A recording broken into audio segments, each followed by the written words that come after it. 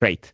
The recording has started. So hello everyone who is watching this from the recording. I'm sorry for for that you missed a couple of introductory slides, but we are just getting started about what today's topic is about. So no content in terms of the actual presentation has been missed yet.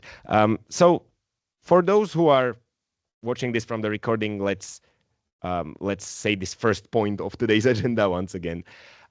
So let's discuss what we will learn today. The first point will be a very essential question. Why even care about personal finance? Because this is not something that is intuitive for many people. It's not something that is being excessively covered in schools in a lot of Central European countries. And it's something which is not obvious because the thing about personal finance is that it is like taking care of your health. It's not immediately obvious or not even immediately pleasant when you take, good care of it. But if you build unhealthy financial habits, they will come later to bite you later on in life, right? So unhealthy financial habits, you might not notice that they are hurting you for the first couple of years or even for the first decade of having them and behaving according to them. But later on in life, they might cause serious trouble and it will be much more difficult to undo those harms later on down the line. So it's good to realize the possible consequences of unhealthy financial habits early on and start acting on them. So that is why we will discuss why this topic even is important at first. Then we will talk a bit about budgeting. So we will discuss how to create an optimal budget, what even is a budget, some saving tips, and similar chat. We will also spend some time discussing income growth and career progress because many times this is something that is being overlooked by financial advisors who guilt trip people into cutting expenses and not spending any money. But we will discuss why actually creating some lifestyle early on and then being careful about not inflating your expenses as your career progresses and income grows over time is the best way to start saving money and to build substantial wealth over your life. So we will spend some time chatting about this topic as well. And then we will move to the second major topic of today, which is an emergency fund. We will discuss what it is, how it can help you and assist you in various life situations. We will also then talk about what are some optimal emergency fund parameters. Those are questions such as how large should an emergency fund be to protect me well, where to keep it so that it doesn't get eroded by inflation, and similar tips. We will discuss all of this. And then towards the end, I promised that I have a major block reserved for questions and answers. I will be happy if you think about any financial topics that interest you, that you would like to learn maybe my opinion or opinion of other people about, and we can spend as much time as you want chatting about these questions. So feel free to post them through Slido or chat at any time. Let's jump right into the first major questions. Why is the topic of personal finance, why is the topic of investing and similar things important? How can it help in life? I will first give you some small reasons, and I will later in further slides describe them a bit more. The first important thing to realize is that income is temporary. No one wants to work until forever. Probably all of us want to retire, which means that we won't be, and we even won't have the energy and cognitive capacity to just, go to work and generate as much income as we did in younger years when we will be 60 or 70 or 75.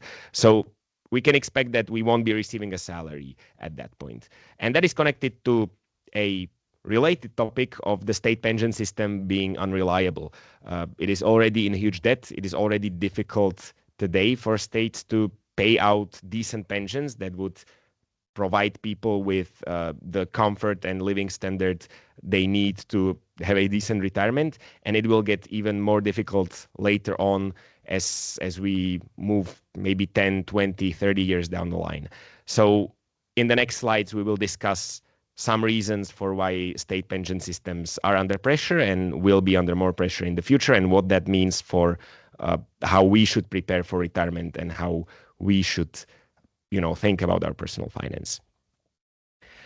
Then the third reason is very simple. Not having your finances in order and not being able to plan, living paycheck to paycheck, is stressful. It's something I know very well, and it's just not pleasant when uh, you have no idea where all your income disappeared over the month, when you have to live in stress because you're not able to afford normal things the last week before the next salary arrives. It's just stressful. It's also dangerous because if you live paycheck to paycheck, you're unable to, for example, build up some savings for emergencies. So if a car breaks down or if a washing machine breaks down, that can cause serious trouble. It usually leads people to using consumer debt and taking out loans to do some repairs in home or to service their car or to do other things. And when we accumulate that long enough, that can also cause serious trouble. So just avoiding this danger of debt, avoiding the psychological burden that not being able to save and live from paycheck to paycheck bears, that's just alone a big reason why being able to manage your personal finance is super important and can bring a lot of psychological benefits to you, right? And then the last thing is the feeling of security. That's on a positive note. If you have savings, if you have wealth, everything is easier in life. Not only you are not threatened by emergencies that I already discussed, such as, having to service your car or having to replace your machines that do the heating for you in the house, but also it allows you to take risks and utilize opportunities, right? Or simply let's have a couple of examples. It's much easier to switch jobs if the old one isn't fulfilling to you anymore. If you have some savings and if you know that your family is safe, if you take a couple of months off searching for a job that would really bring you happiness and where you wouldn't feel as burnt out as you are feeling in the old employment, let's say. It's also easier to start a business if you have more money and if you can, allow to lose some in the beginning because your wealth covers the ones who are close to you. Uh, I have a colleague who likes to say this story of saving a lot in her previous career and then having these savings allowed her to take 2.5 years completely off when she got pregnant with her first child because she was tired of working and she just wanted to take those 2.5 years to fully focus on family. And then she switched careers and now she's in Finax with us. But all of these things, this freedom, this feeling of security, this ability to utilize opportunities or do what you want without having others telling you what to do is much easier if you build up a substantial wealth over the course of your career. So it's not only security, it's also freedom when you are able to do these things.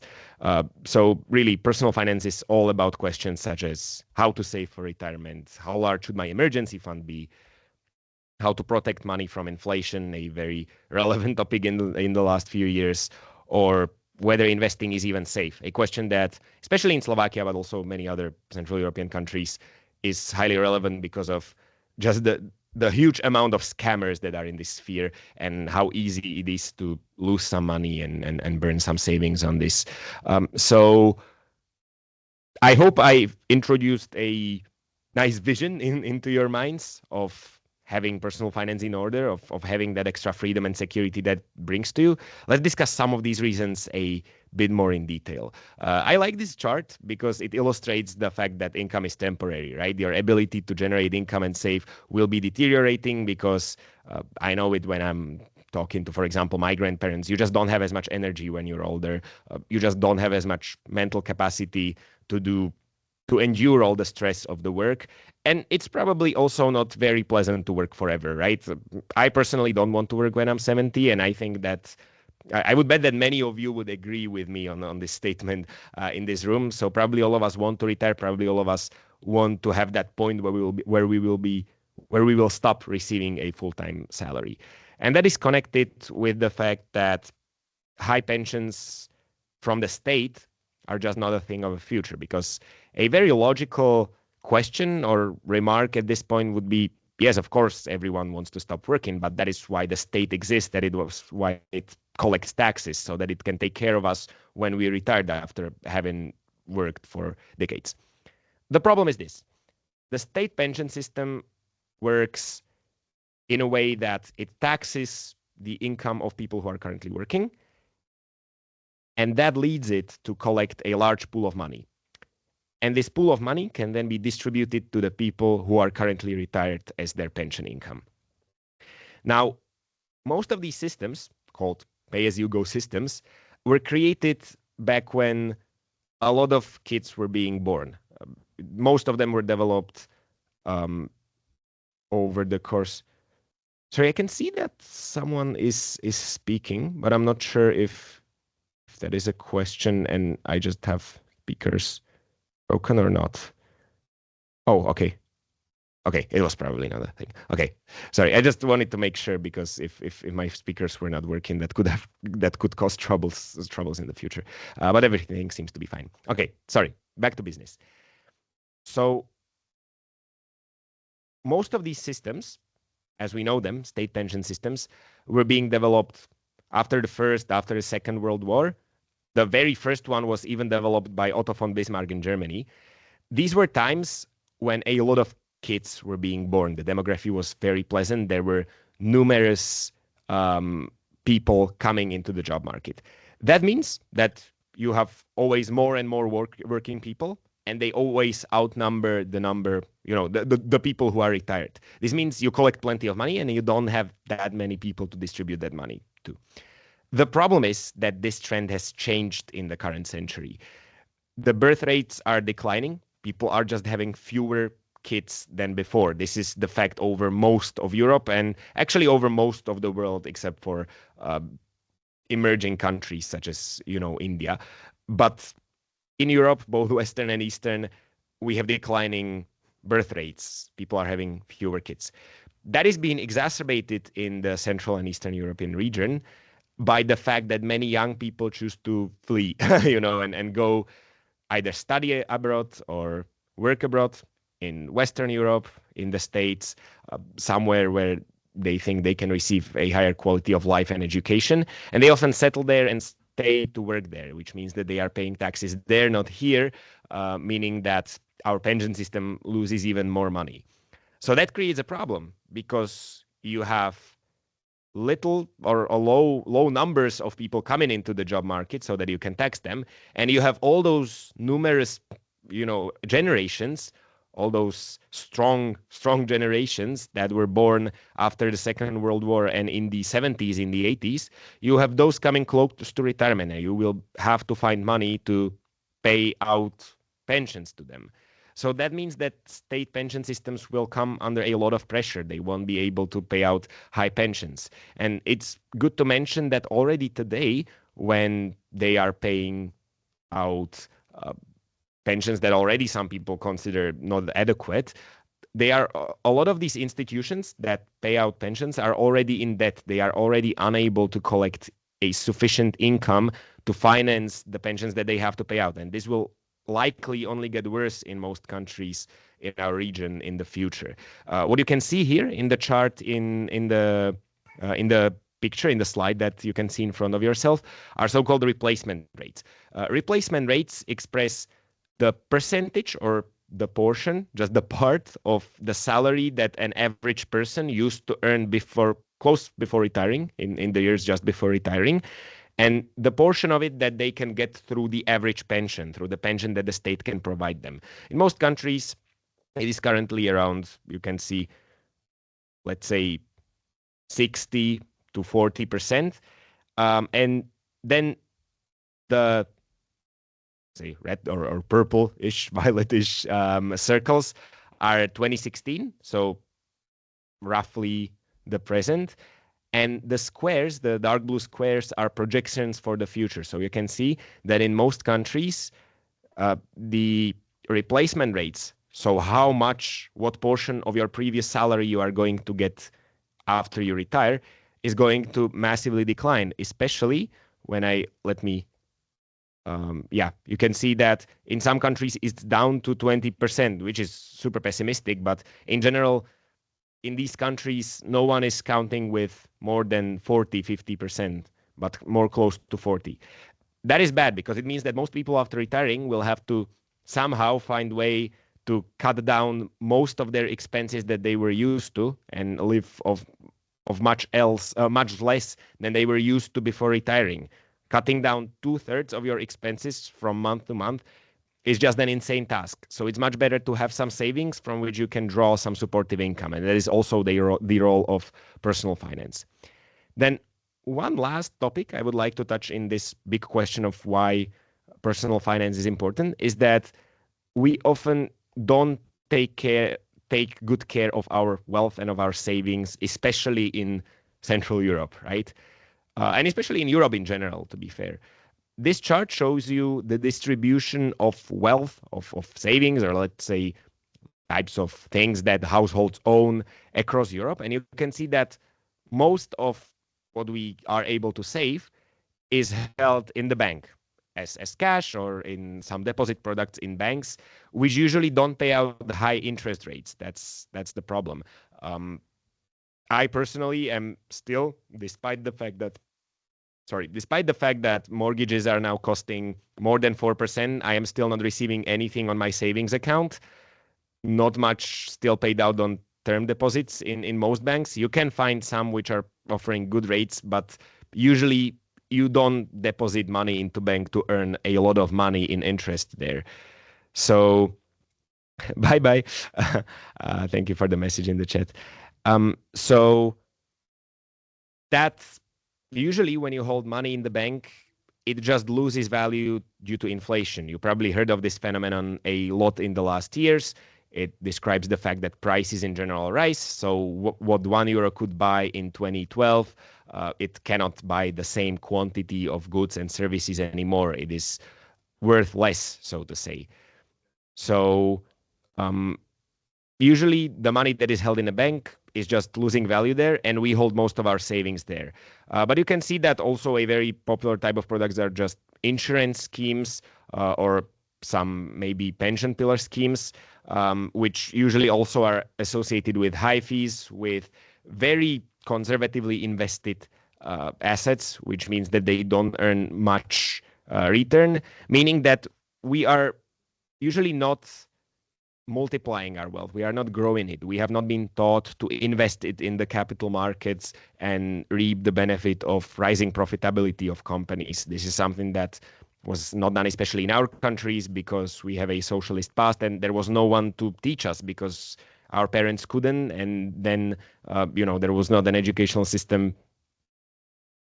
sort of adjusted to this that would teach people how to invest in capital markets. So you can see that a very small portion of the wealth is actually being invested. And this is a part of our mission to teach people to put their savings into things that have delivered historically higher returns and allowed them to earn much more, such as equities, which are still a very low portion. This is also nicely shown in this picture. So you can see that as we move to the right, these are the type of assets where you can invest your savings.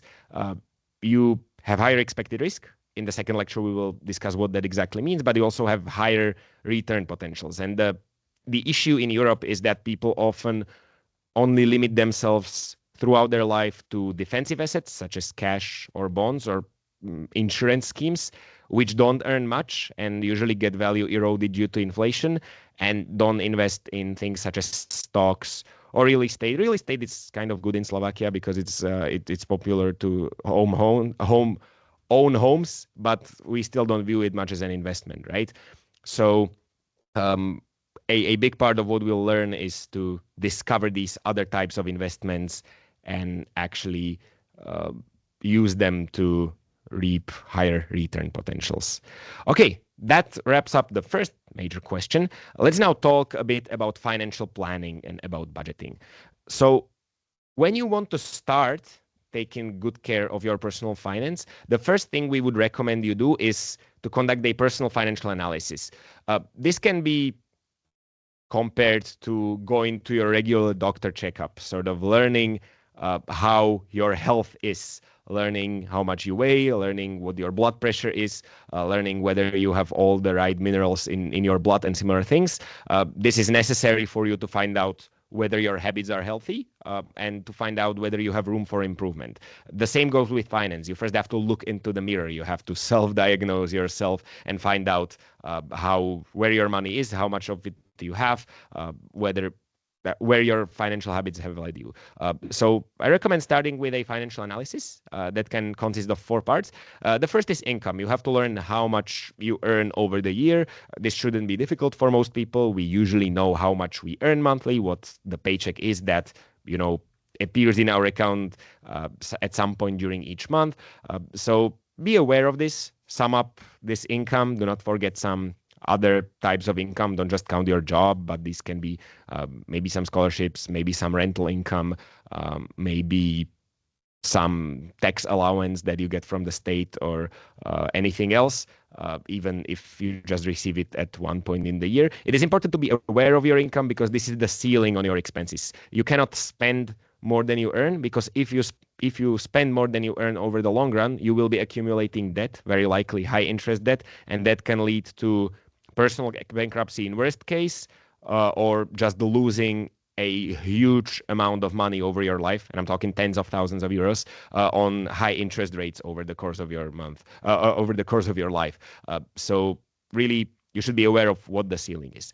Then the second part is being aware of your wealth. This will be a bit more difficult, but perhaps still a relatively quick job for most people. You should be aware of what wealth you have built from your income. So this is savings in your bank accounts, any investments you hold, the rough value of of the house you live in if you own it. But it doesn't have to be very exact. Don't spend a lot of time on it, but a rough approximation, maybe some retirement savings in the second pillar schemes, in third pillar schemes. Just sum this up, because wealth is the ultimate goal, right? You want to build a lot of it over your life because it brings all the benefits that I talked about. It brings freedom. It brings a feeling of security. If you have built none over the course of your life, that is probably an indicator of the fact that you can improve your financial habits and start saving a bit more. This sounds vague at this point, but we will talk about saving later on, so that it doesn't sound patronizing and actually brings some tangible tips. The third thing that you should analyze are expenses. Now, this is where it usually gets hard for most people, because most people know how much they earn and how much they have saved over the course of their life, but learning about expenses is more difficult. I remember that before I started tracking them, I often didn't have an idea where my paycheck has gone again. It sort of disappeared somewhere over the course of the month, although I thought that I have enough money and I should be able to even have something left at the end of the month and be able to save something. It just disappeared somewhere. So it's important to learn what you spend most of your money on and whether that aligns with how you want to spend your money. Because many times people, when they sum up their expenses, when they actually learn how they are spending, they are horrified because they spend most of their money on things that don't bring them any pleasure, and they don't even want to spend that much on. And that is the first starting point where you can start doing something about it, right? So it's good to just open your bank app for the last 3 or 4 months and just sum up the total amounts that you have spent on various categories. That can be categories such as housing, transport, food, restaurants. It can be family, right? Kids, that will be a major expense for people who have families. It can be health. It can be fun, of course, leisure activities, hobbies, and stuff like that. And just sum it up and learn how much you roughly spend on average per month, right? Whether, how much you spend in a typical month on food, on restaurants, on fun, right? Going out, how much on kids, and similar categories. And just have this and be aware of this, and you will later be able to work with this when searching for, space where you can save more money, right? And then last thing, unpleasant for many people, is summing up your debt. So that is the outstanding remaining principal or remaining balance, loan balance to be repaid on all your loans, such as mortgages, consumer loans, etc. Now, in the long run, you want to keep your debt in check, right? So ideally, the amount of debt should be declining as you gradually repay it, and the amount of your wealth should be increasing or expanding every year. So it's good to redo this financial analysis regularly, at least once a year, and check whether your wealth and savings are growing and whether your debt is declining. Because if it's going the other way around, and especially if it's not that you have, taken out a mortgage or something, but your debt is increasing because you're taking consumer loans for repairs or for vacations or for new cars, then it's a sign of having unhealthy financial habits because you are spending more than you earn, and that can lead you to fall into a debt trap where all of your money will be going into repayments of loans and where you will be losing a lot of money on interest that could have gone into building your wealth, right? So the ultimate goal is to make debt decline and wealth increase, and that is why you should be aware of how much of either you have so that you have some starting point and you can learn whether you have, uh, you know, you have handled these two things wisely before. Once you have it, once you have this analysis, it's good to build a budget, right? Budget is a financial plan. It's just like when you create a plan for losing weight or for gaining weight, gaining muscles when you are going into the gym, you usually have some plan, right? You plan out what you are going to eat so that you get enough protein in your food. You plan out your exercises so that you train different parts of your body in different days and so that it somehow makes sense and has enough time to recover after you hit that part in the training in a particular day. It's not good to try to lose weight or gain muscle without having some plan, without having some targets, and without measuring whether you are fulfilling it, whether you're gaining or losing weight and similar things. You need to keep track of this. For your money, you need the same plan. You need, some target amounts that you want to spend on each category per every month. So setting out the budget just means giving a target amount to each category of spending that you have just analyzed in your expenses. It means I will say I want to spend this amount on groceries every month. I want to spend this amount on restaurants. I want to spend at most this amount on transport and on, I don't know, phone bills or insurance and similar things. And then what you do is you try to stick to that, right? A good budget has some money devoted to saving and investing, right? But before that, let's discuss some other necessities. Usually a good budget should have around 50 to 60% devoted to necessities. So those are things that you have to pay for, right? It's things that cannot be avoided because you cannot essentially survive without them, right? Everyone has to live somewhere. Everyone has to repay their loans if they don't want to go into personal bankruptcy and have people chasing them and selling their property. We have to pay for phone. We have to pay for basic clothing and some groceries to eat. For some of us, we need transport to get to work and similar things, right? So these are necessities. Then around 30%, it's good to devote to nice to have expenses. Those are all the expenses that we don't have to necessarily pay because we can somehow live without them, but they are there to make our life enjoyable and worth living, right? So that is pretty important to reach some self-fulfillment. So those are, your holidays, restaurants, nicer or better fashion, hobbies, going out, going into the cinema, going for a coffee date. Anything like this is a nice to have expense, right? And then it's good to devote 10 to 20% for savings and investments. So that is some amount that you can save for later. And this can be for various different goals. That can be at first, if you don't have an emergency fund, to build up your emergency fund for unexpected situations. Later on, it can be for retirement saving. It can be for preparing, for a down payment if you want to purchase your house. Any goals like this, more major expenses later on, can be included and financed from this 10 to 20%, right? So this is these are good proportions, but I know what you're probably thinking now. It's not a problem to draw up this nice theory of how to have it split, but it's much more difficult to actually achieve it because life nowadays is expensive. Interest rates are high on mortgages. The price of groceries and food has gone up. There was a lot of inflation.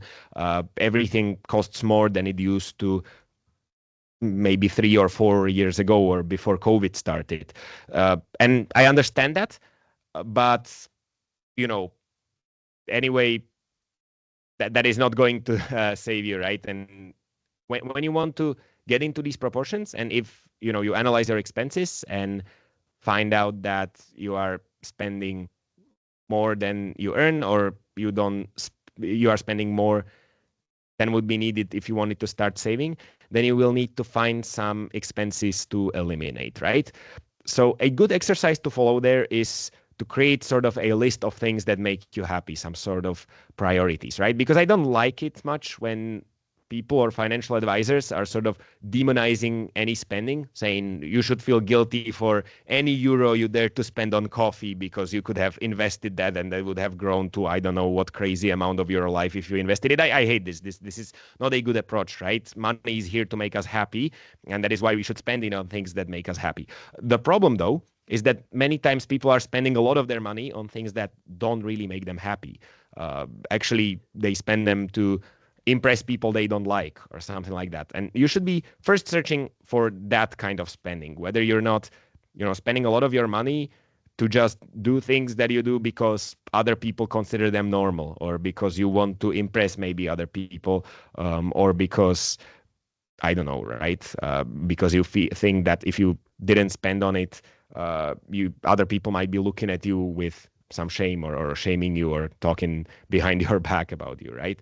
These kinds of expenses are stupid, and it's not good to spend money on them, because what you're doing when you're doing this spending is you're depriving yourself of future security and of future freedom, which I talked about at the beginning of this presentation, right? And that is not a good thing to trade off for opinions of some people you don't even care about that much, right? So, for example, we have this nice story in Finax that our founder likes to tell, but I think it's a nice exercise to go through. He always told us that once he went to two vacations in one summer, and one of them, of course, like this starts from a point of privilege because he had money to do that, but hear me out. It has a different point, right? So he went to some, vacation in Italy where they were skiing and being a lot in nature, and it was very expensive, right? These kinds of vacations nowadays cost thousands of euros if you want to take your family. And then towards the end of summer, they just went camping in Slovakia. He took his boys, small, they were I think around 8, 7 years back then. They took a tent and they just camped somewhere in the Carpathian Mountains. They spent 3 days there. They were, setting campfires. They were preparing food there, talking, looking at stars. Just the normal family thing. And when they later on were planning, you know. Plan for another year, what to do, where to go to a vacation. They asked their boys which of the vacations they enjoyed more, and they said that the camping was just much more enjoyable because there was less stress about traveling, and they could properly enjoy spending time with their dad. So it's not sometimes, although we might have the feeling that if we don't take our family to see the sea in Croatia or to Italy, we will be considered parenting failures. Sometimes that's not what those who are close to us appreciate the most. Sometimes they don't want us to spend the most money on them. It's just what social media makes us think is guaranteed to make us happy. But sometimes doing a camping trip or spending the vacation in camping somewhere in Czechia or Slovakia can bring you more happiness than spending a lot on a fancier vacation somewhere where you can see the sea. And this applies to many things, right? For example, when I needed to save, when I was super broke in college because I lived in Amsterdam on a Slovak wage with not particularly wealthy family to support me, I also had to save a lot. So I biked every day. It's easier in Amsterdam, sure, but I still bike in Bratislava. We have these pink bikes on multi-sport cards. So this is a habit that stuck with me. And I managed to save immense amount of money on transport based on that. I started meal prepping at home, right? So cooking one portion and distributing it over 4 days, and just eliminated essentially deliveries from my life. I only get them maybe 3 or 4 times in a month. And that helped me save a lot of money. I remember calling, my phone provider and telling them that I was going to leave to their competitors unless they would offer me a cheaper, cheaper program for my phone bill, and that allowed me to cut 10 euros of it. So there are a lot of tips You just have to go through your expenses, reevaluate it one by one, and maybe search for tips. If it's not something that your happiness fully depends on, then you might just search the internet, search blogs, ask your friends for tips how to cut it, right? So that you can get into these proportions. And then later on, what is the best way to save? I would say in life is use your income growth and career progress to save, right? Because yeah, we can cut expenses. It's possible. I did it in my life, but there's a limit on it, right? We can't eliminate all expenses if we want to have an enjoyable and normal life. However, most people can expect some sort of income growth and career progress throughout their life as they get more education, as they gain more experience, as they are capable of progressing to some more senior positions than before, right? Which means that income will be growing, and it's much easier to, not get used to spending all of your, increased, all of the extra salary that you get after you get a promotion, then eliminate the expenses that you've already been used to. So I suggest this. Create a budget, create a lifestyle that you're comfortable with. And whenever you get a promotion, whenever you get a salary increase, devote at least 50% of it to increasing your savings, right? So then that can boost your savings rate, right?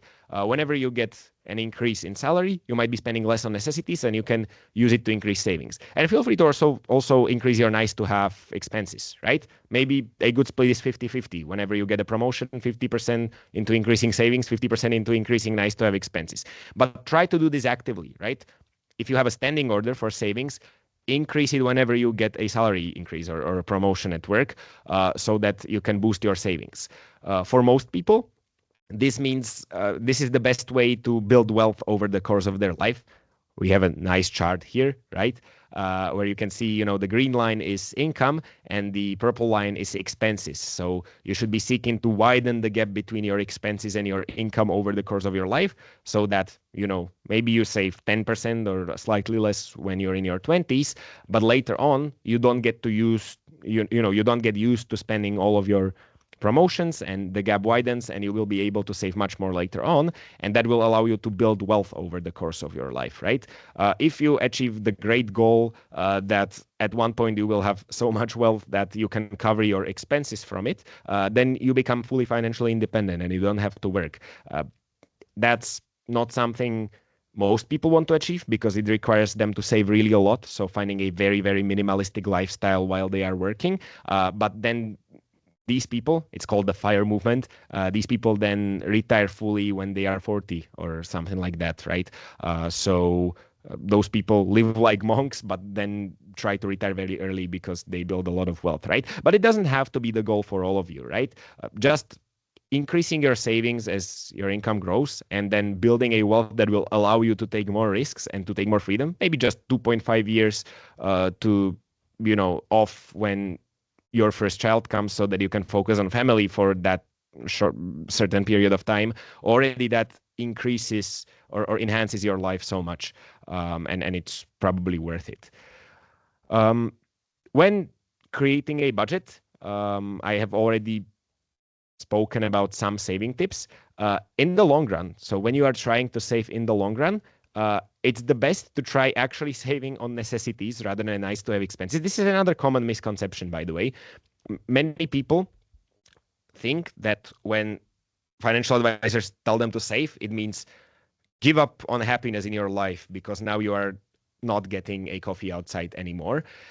But I think that actually it's good to try, start elsewhere, not eliminating your coffee dates because, if you don't go out for a coffee 5 times in a month, then you don't really save that much money over the course of the month, right? It maybe accumulates to a couple of tens of euros, but that's not what is going to make a very big difference, right?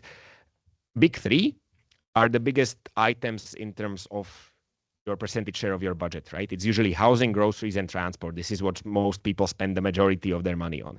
And if you manage to get creative and save a lot on one of these items, it's such a big share of your budget that it can alone, you can just make one adjustment and it can allow you to save the 10 to 20% of your income, right? So in terms of housing, I was, recently moving to Bratislava from abroad where I lived for many years. And I chose to live in a flat with housemates. So there are three of us, and we split the rent, and it's much easier to bear, right?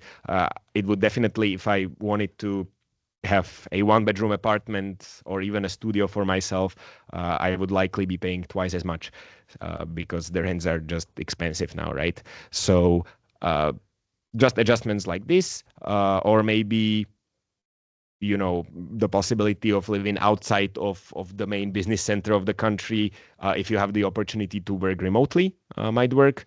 In terms of grocerying, I already mentioned meal prepping and avoiding deliveries, avoiding spending on restaurants, or maybe purchasing fewer expensive grocery items when shopping.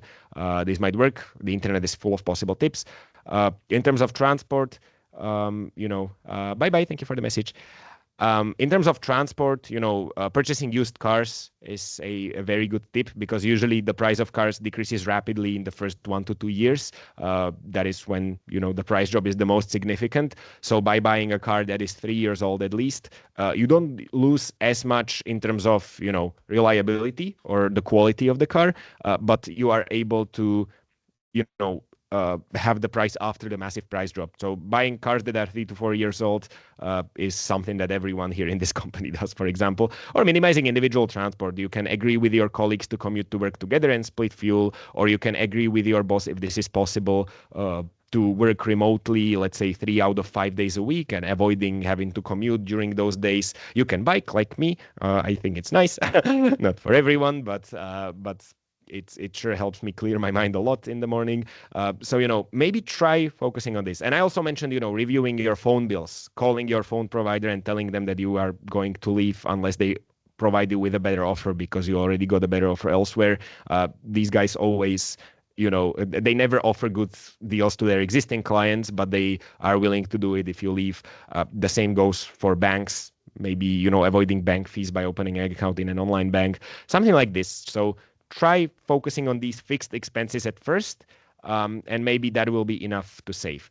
But then, of course, you can also search for, reserves in your vacation spending and going out. I had to limit that a lot, and similar things. Just learning to say no.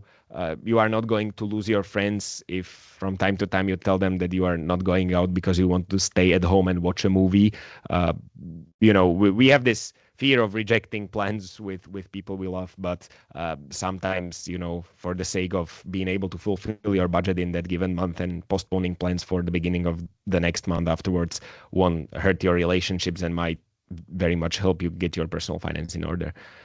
So this is essentially what I just said in this slide. Then it's important to manage your budget, right? After you create it. So weekly, be aware of your income and expenses. So you have to record them so that you know whether you're on a good track to meet your goals. And if you've already spent 3/4 of your budget and it's the 15th day of the month, you should probably tighten your belt a bit, try to save for the next 15 days until the month is over. But on the other hand, it's also a permission to spend, right? Budget is not only a limiting tool. So if you see that you have spent barely any portion of your budget and it's half of the month, then feel free to reward yourself. Feel free to spend the money. That is why you created the budget, so that you can spend the money that is there without regretting it, right? So it's a good thing to it's a good tool to build a healthy relationship to your money, where you're not afraid of any spending, but you're also able to reward yourself if you've tightened your belt, towards the beginning of the month or something like that. Then monthly, you should be controlling whether the budget needs any adjustments. So if there's something that is just impossible to meet, then you probably need to increase the target amount or transfer the target amount from another goal where you are able to regularly not spend the entire budget in that month. And you should be also controlling whether you've managed to save a sufficient portion of your paycheck every month. That is the most important goal of having a budget. That is what allows you to build up an emergency fund and start saving for retirement. So that is the ultimate thing that you should always review, whether you've managed to save at the end of each month. And then yearly, as I said, record your wealth, check whether it's increasing, record your debt, check whether it's not increasing and whether it gets paid down gradually. And also adjust the budget to changing life situations. If you start a family, you need to include that in your budget, because your newborn baby will cost a lot of money, right? So probably if your situation changes like this, it should also reflect in your budget for the next year, right? All of this can be tedious, and I understand that. No one likes recording numbers somewhere into an Excel. I tried doing that, and I am a person who likes mathematics. I studied it my whole life, and I still didn't like or was too lazy to sit down once a week and record my transactions into an Excel. So there are luckily tools to help us with that, which are called personal finance management apps or budget tracking tools, right? They are usually apps such as this one. This is an American app, very popular one for this goal. It's called You Need a Budget or YNAB. You can pair it with your bank accounts, put your budgets there, and it just keeps track of them for you. So you can open an app and see what share of your budget for groceries or restaurants or I don't know what fun you have already spent in that given moment. You don't have to manually record the transactions. So it makes our lives easier, which is great because if our habits are not comfortable, then we are likely to give up on them. So use these tools to help you. For example, Revolut has a great budget tool. I remember using that when I was younger. And not to brag, I'm not here to sell products, but Finax also has its own, right? So in our app, we have this feature which used to be called Finbot. Now it's called Coach, financial coach, because it coaches you in how to meet your financial goals and keep track of your budgets, right? So you can also enter your budgets there and it will keep track of it. You can very quickly check how much money you have left until the end of the month. You can pair it with all your bank accounts. It automatically categorizes your expenses, tracks your budgets for you, and it also allows you to enter your debt and wealth into it. So, remember that yearly overview of whether your debt is decreasing and whether your wealth is increasing. You can do that directly in the app. So the goal was, to provide some objective digital advisory. The good news is that this is fully free of charge. So I'm not even selling anything, right? You can use this feature in our app without making a single investment deposit. And we won't subtract or make any money off of you. So, we wanted to provide this for free for people who want to take some first steps towards, getting their money in order, start tracking their expenses more easily. So there's no need to, hide that behind a paywall.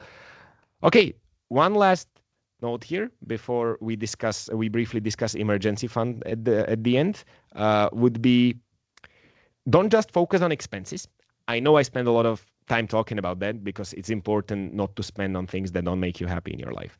However, I would say the most important goal in your financial journey should be increasing your income, right? So focus on income growth. What does this mean? Because that's easier said than done. Upskill yourself. Education is everything in today's society, right? So if you can take that extra course or get that extra license, invest money in it, right? Include it in your budget. Go for it and try earning it. Try looking at, or asking your senior colleagues what kind of skill set you need. Ask your employer if they provide, these courses on sites such as Coursera or Seduo or whatever that is related to it, or pay that monthly subscription and take some courses, learn handling a new software or something like that, right? If you can get a good degree from a good university, do get it and encourage others around you to do it. These things usually lead you to gaining more valuable skills that allow you to do more senior positions that are rewarded better, right? Why I'm saying this? It's because there is some floor on how much you can cut your expenses, but there's no ceiling on income. And as I already said, income growth is the easiest way to save because you don't have to reevaluate your habits. You just have to focus on not learning to spend more after you get that extra paycheck, right? So, if you save €3 on coffee that per month, that can be nice, but it's still not much money. But if you manage to earn 30,000 more in a year because you gained a much more senior position than before, then that is some serious money. That is the best way to build substantial wealth, right?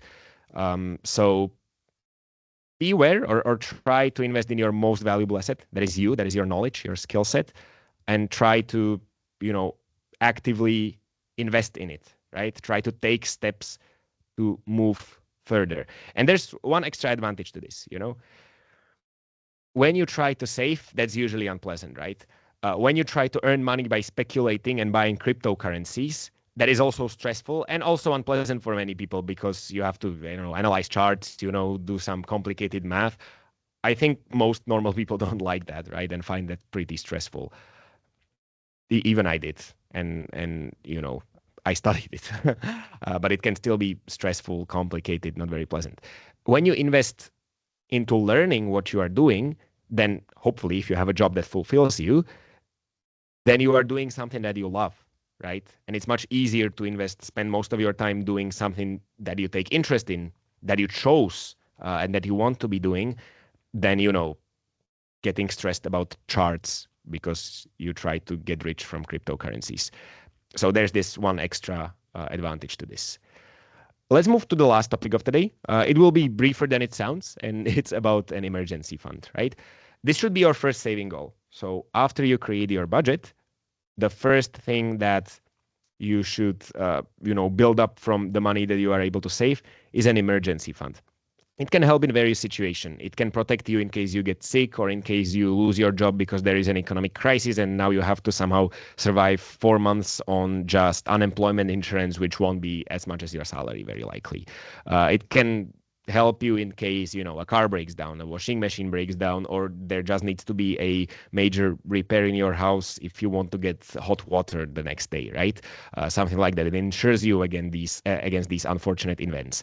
It also allows you to protect your wealth because one of the worst things you might have heard, and we will discuss this when discussing investing, is let's say there is a decline in the financial markets, stocks decline, and you panic and sell it all. And then, you're not invested when the markets go up again and you lose money on that because you panicked, right? You can be forced into doing this kind of behavior if, an unfortunate event happens and you do not have an emergency fund. So you need to sell your investments because you need money to repair your car or your water heater. And that can mean that you, for example, sell it when the markets are in a decline and you miss out on growth later on, and you sort of simulated panicking when investing and, realize the loss in that way. So it also allows you to invest for the long term without selling it in the meantime, right?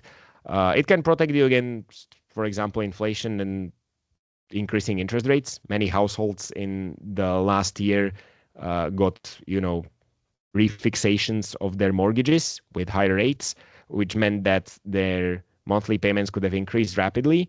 If this happens, you can use your emergency fund for a couple of months to help you make the payments until you find a better solution, for that situation. But these situations won't catch you unprepared if you have an emergency fund, right? And as I said, it also allows you to utilize opportunities. It will be much easier to switch jobs and search around for a job if your family is covered by your emergency fund.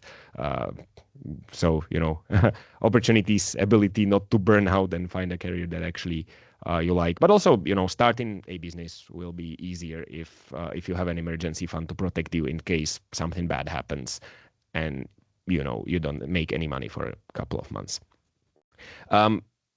There is a good question of how much. Usually what gets recommended, you can see it in many online materials and similar things, is that usually financial advisors recommend people to save up at least 3 to 6 either monthly expenses or monthly incomes. It doesn't matter much, right? So what that is trying to say is you should be able to live off of your emergency fund for at least 3 months, maybe even 6 months, right? So for up to half a year on just on your emergency fund, even without having any salary. Where to locate yourself on this range, it's difficult to say objectively, right? We have different people who have family and kids will need more protection than people who are living alone, right? And on their own and don't have anyone who is dependent on their income.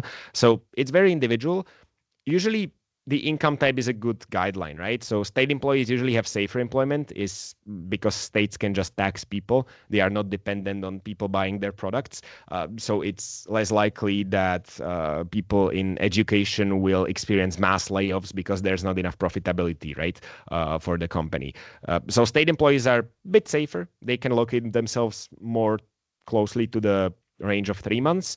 Private sector employees are more threatened by layoffs, right? Because if the company is not profitable, it can announce that it's just downsizing.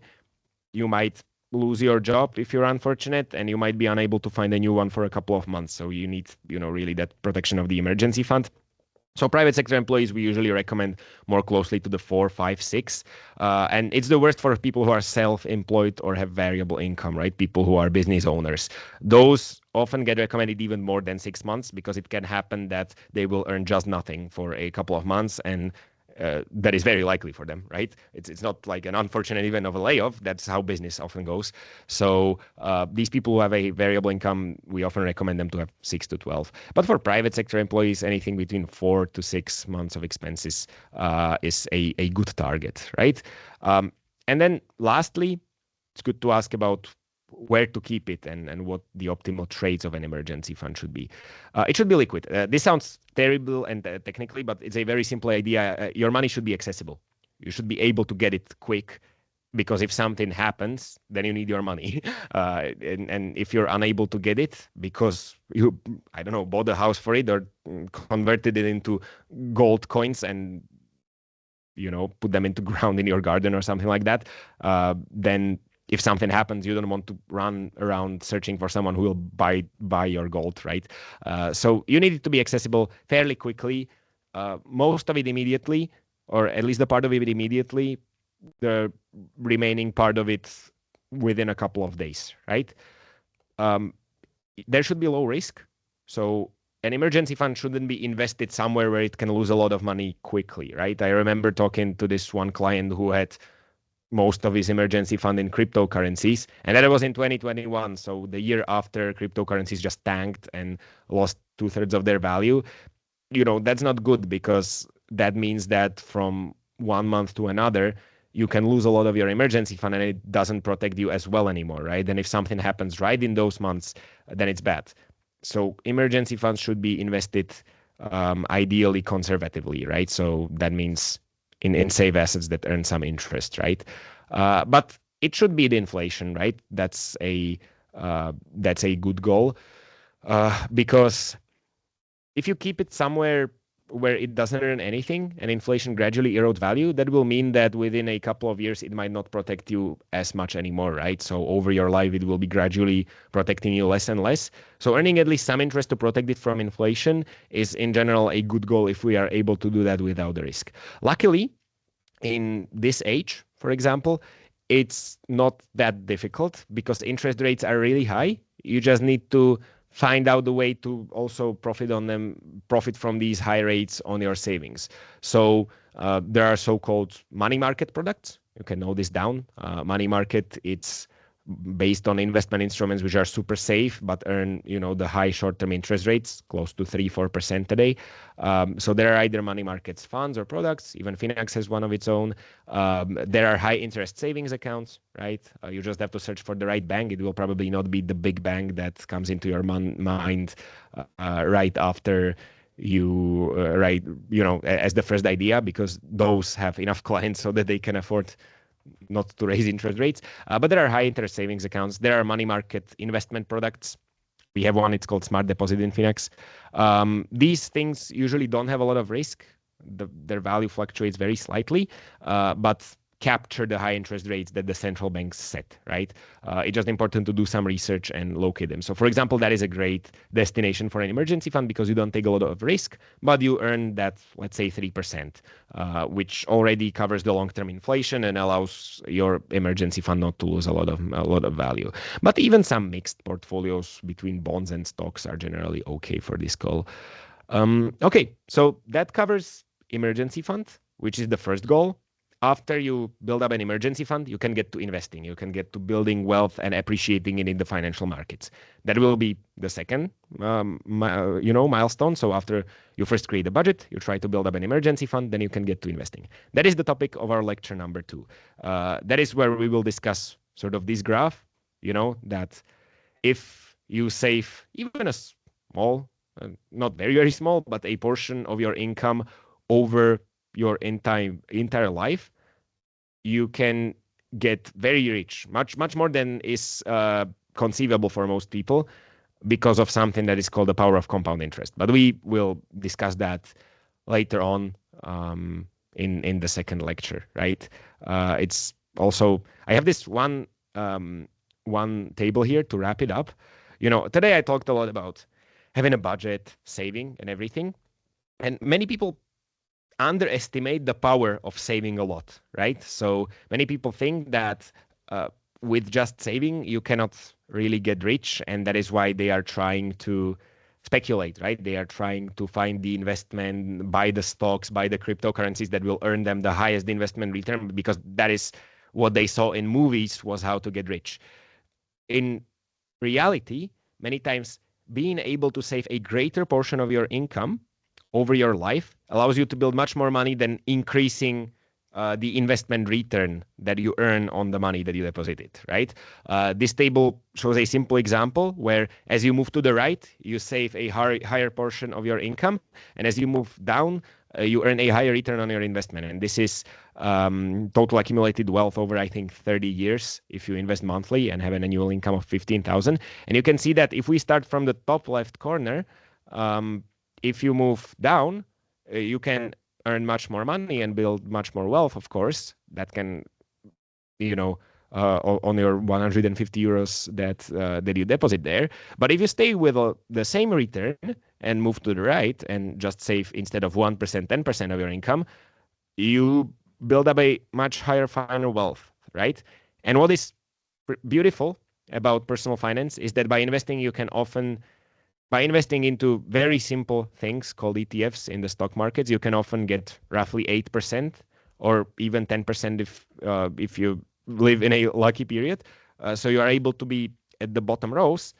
And if you combine that with a 10% saving rate, which is not completely unachievable for most existing people, over 30 years of investing like this, you can get to amounts which range from 150 to 200,000 euros. And that's just, a simple math of if you earn this return and if you save the 10%, right?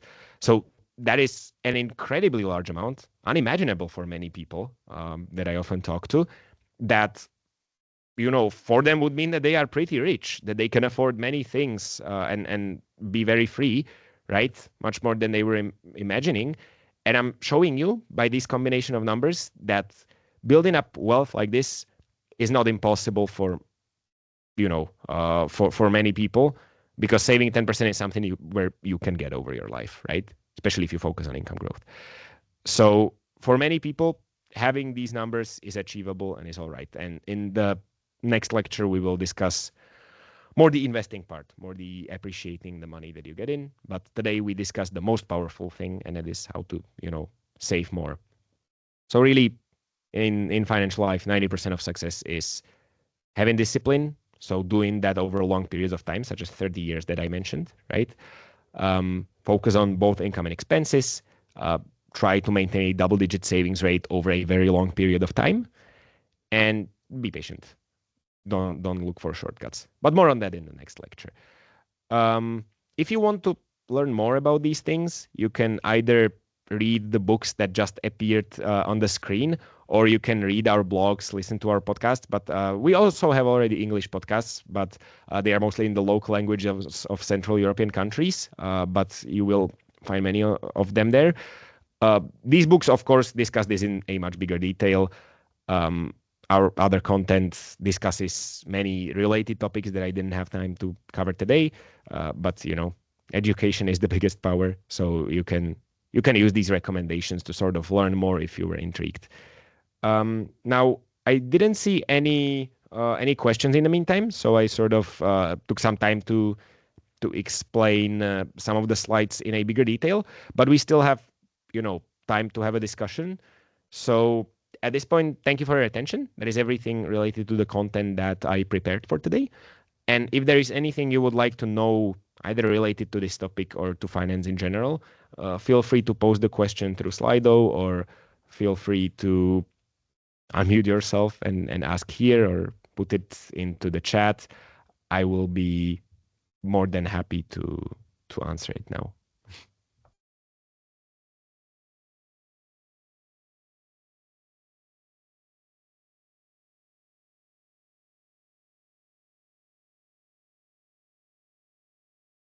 they say I should leave at least a couple of minutes for this. So I will wait for a bit. Really, no shame in asking. People ask all sorts of questions in these Q&A sessions, even if it's not related to most directly to the slides.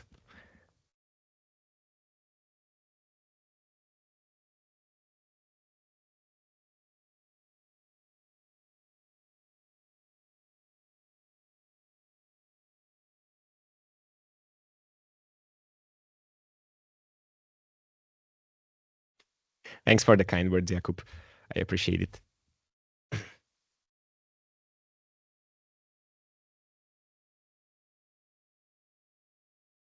Okay.